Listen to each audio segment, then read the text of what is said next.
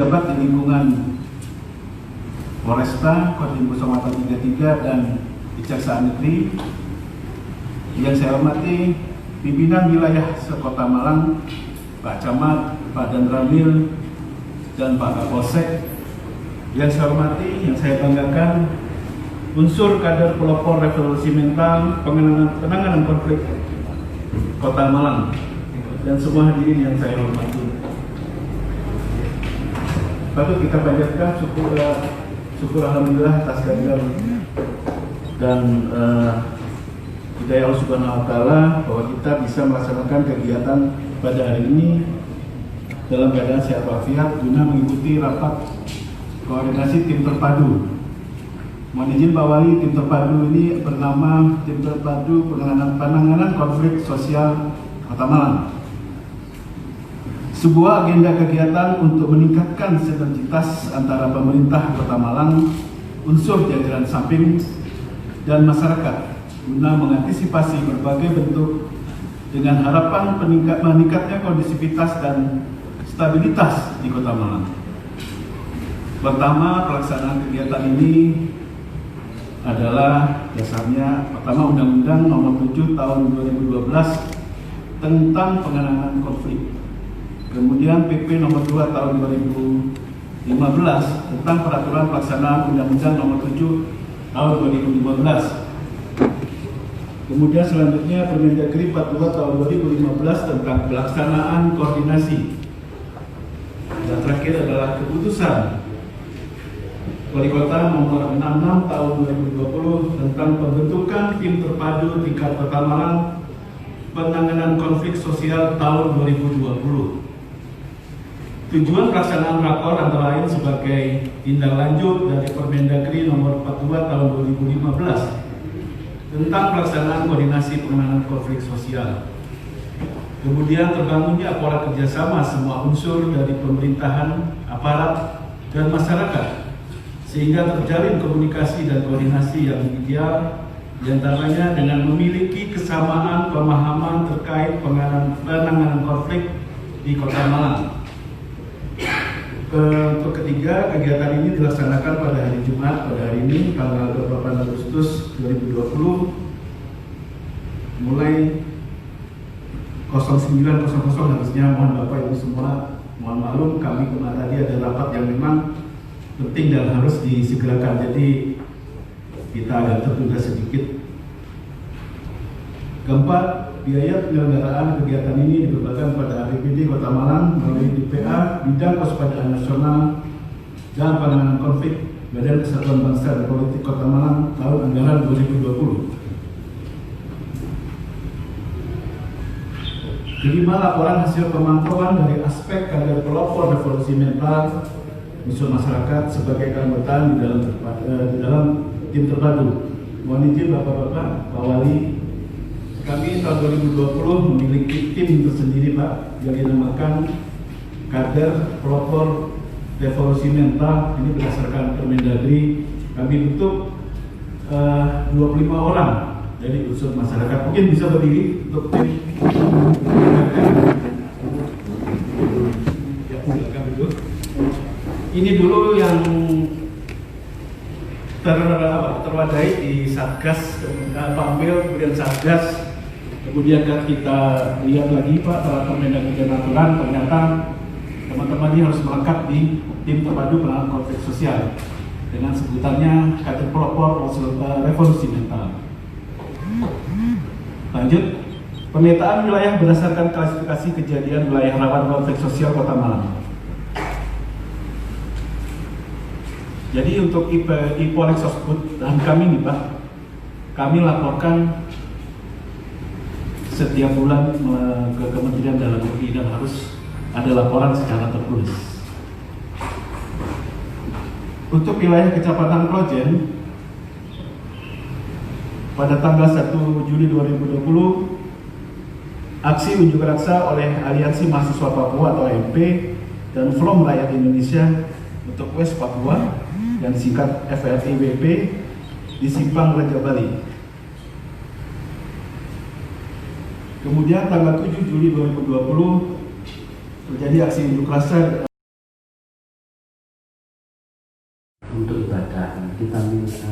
niatkan adalah untuk ibadah pada bulan Ramadan puasa, dan mudah-mudahan dicatat oleh Tuhan sebagai amal kebajikan kita semua. Tentu pertama kami ucapkan terima kasih Pak Kesbangpol yang telah melakukan beberapa kegiatan dan pantauan secara grafis. Dari segi konflik, alhamdulillah malah bisa dibilang dinamikanya memang dinamika yang positif, walaupun kita masih di dalam sorotan ketika hari Kamis selalu ada istilahnya demo kemisan. Ini nanti tapi alhamdulillah mampu kita giring, dan mudah-mudahan ini akan kita minimalisir kegiatan-kegiatan yang tidak mengarah kepada konflik sosial.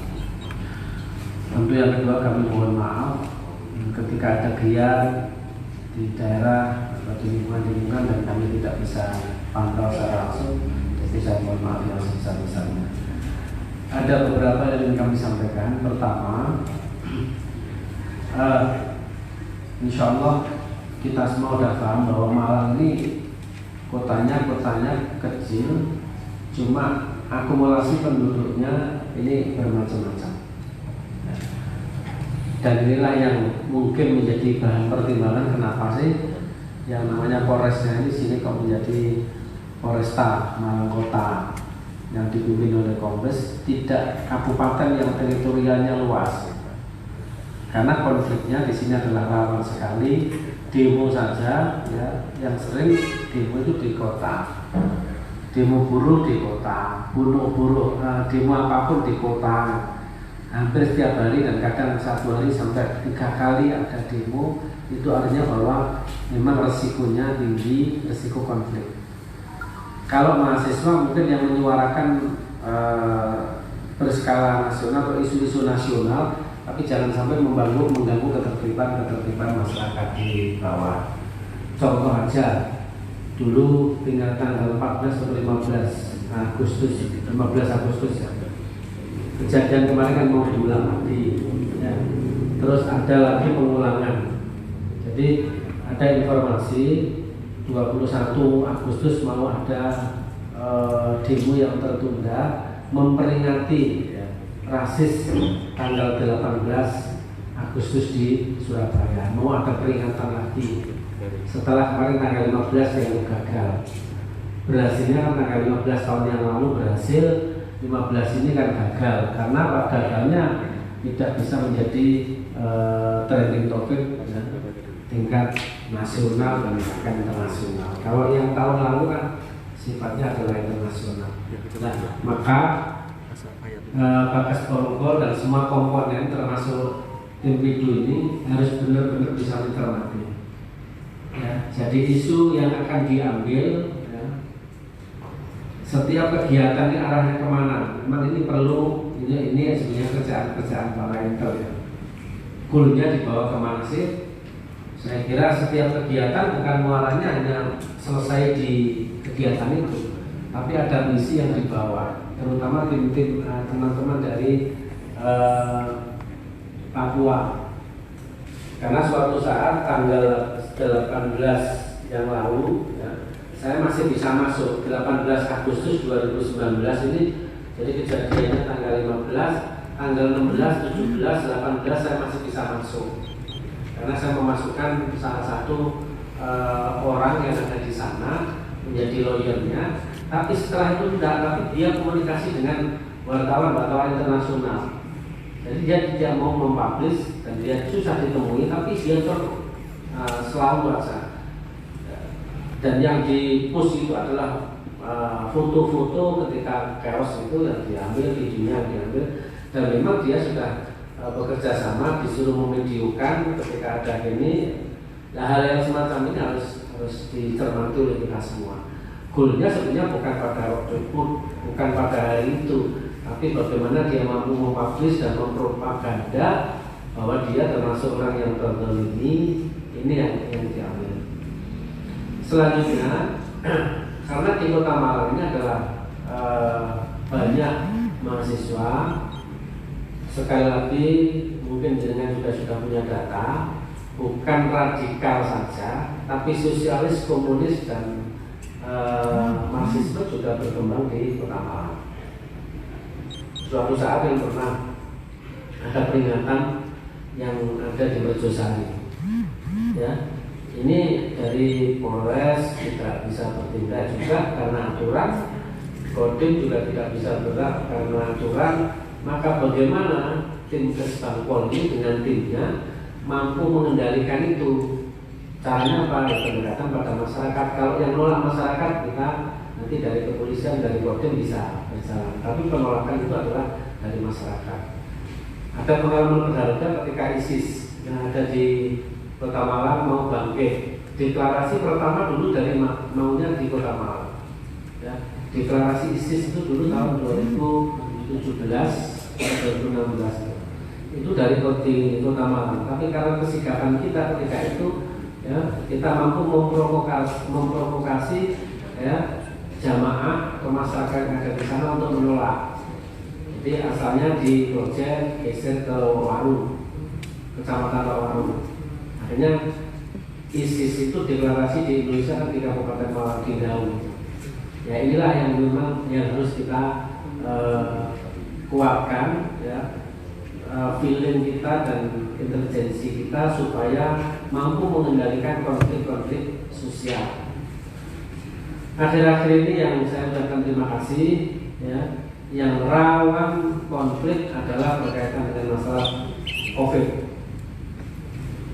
Ya, yang di awal-awal dulu, ya, ini adalah masalah bantuan sosial. Yang di akhir-akhir ini adalah masalah kematian. Di awal-awal dulu kan masalah bantuan sosial. Sekarang kan sudah hidup bantuan sosial, sudah tidak banyak masalah karena sudah teratasi. Tapi yang sekarang adalah masalah bagaimana orang yang meninggal dunia dan seterusnya. Nah, ini tentu kami mohon sekali lagi kepada panjenengan untuk selalu berkoordinasi dengan lintas. Karena di sini ada yang namanya kasih intel dari Kapolres, dari kasih intel di Kodim, kasih intel di Kejaksaan, dan intel swasta yang ada di Kesbang. Nanti intel jenengan nanti implementatifnya KGM itu kan intel swasta, masing-masing per kecamatan ada 5. Ini yang nanti bisa nyambung, ada yang mahasiswa, ada yang media. Harapannya nanti data dari sana tentu jenengan tidak bisa langsung berbuat, ya. Koordinasikan kepada yang ahli. Dalam hal ini adalah TNI Polri, ini ahli betul. Jenengan hanya data, terus nanti komandonya adalah satu kesatuan. Inilah yang memang harus terus kita lakukan bersama-sama. Koordinasi, jangan gegabah, dan mestinya Pak Zul, jenengan harus ada tim cybernya, jenengan juga harus ada.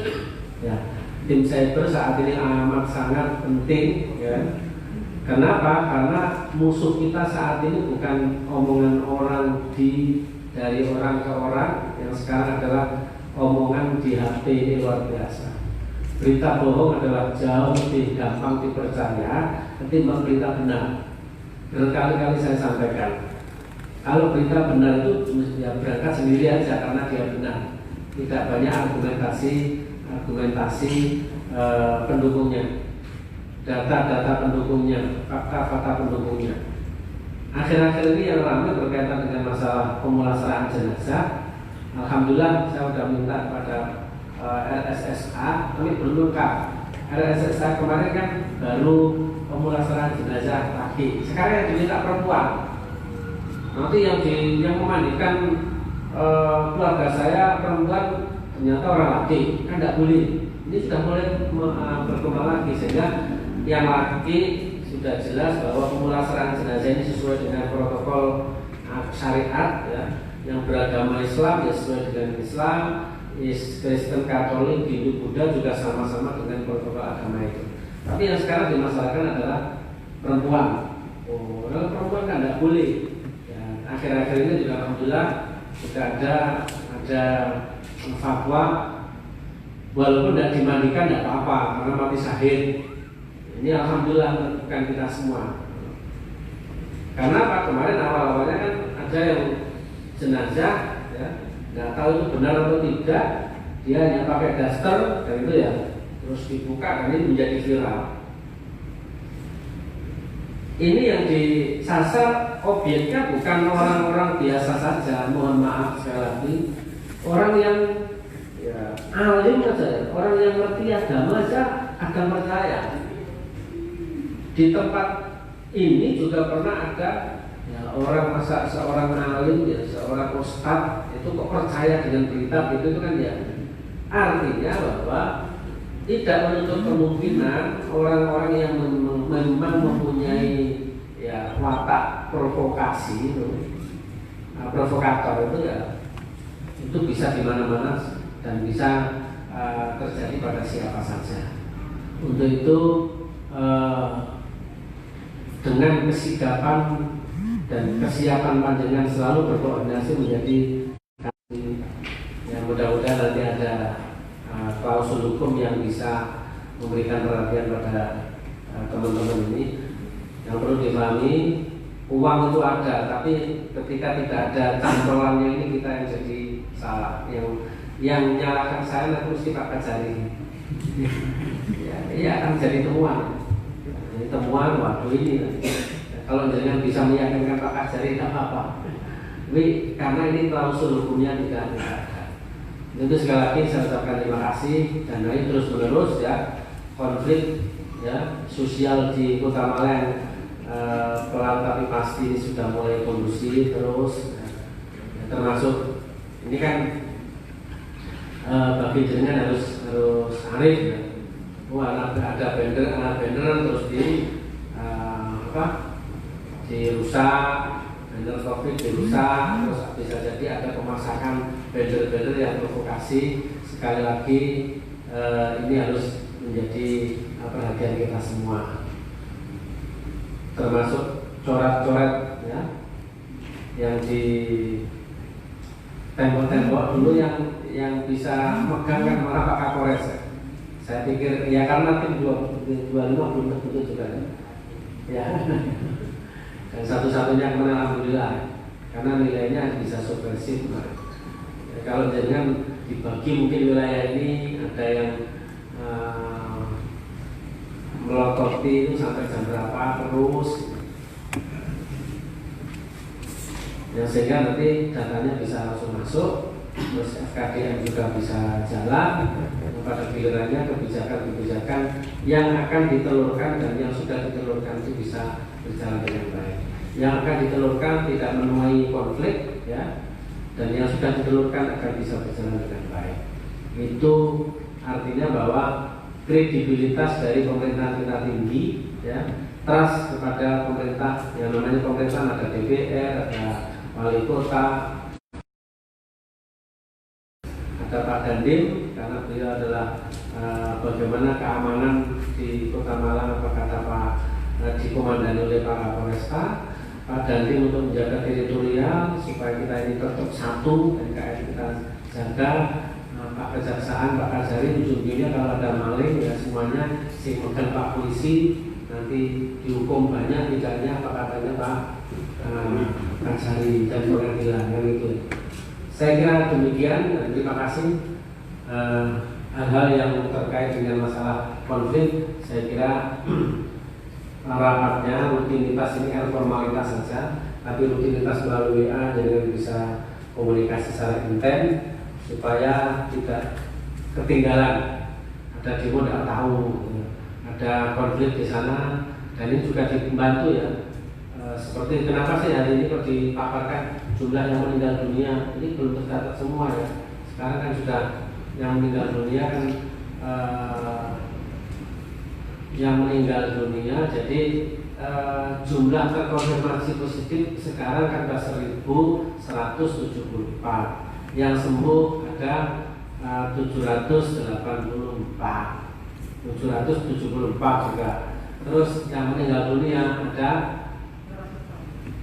80 ada 101.